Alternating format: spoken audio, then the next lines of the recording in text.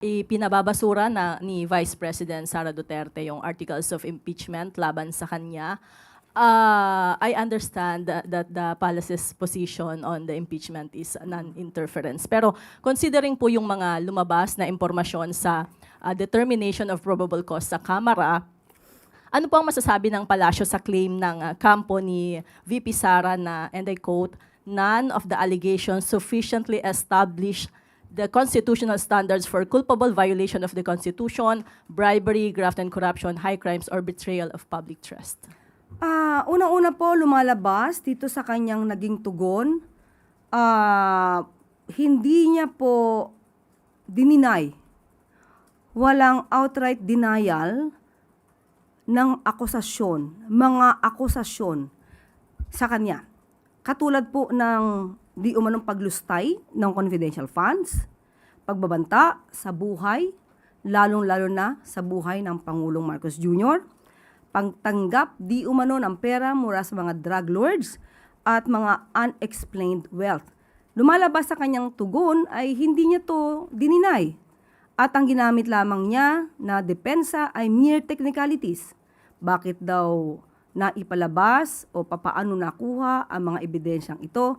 So ito rin po yung dati niyang ginamit na tugon sa House of Representatives sa Committee on Justice.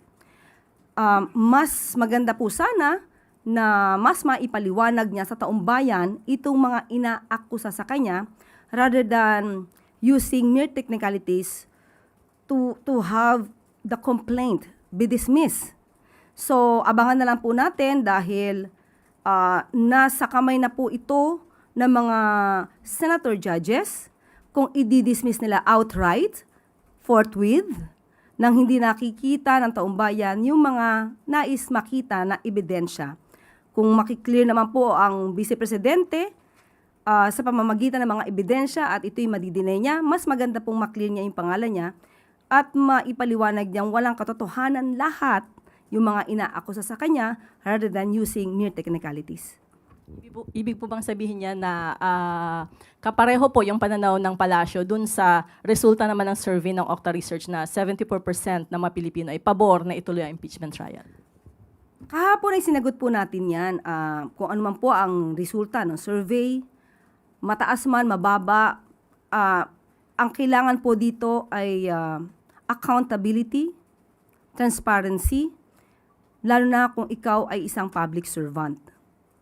Pero muli, nasa kamay ito ng Senado at hindi po makikialam ang Pangulo sa mangyayari sa Senado. Taong bayan na lang po siguro ang maging mapanuri at magbasid kung ano mangyayari sa Senado.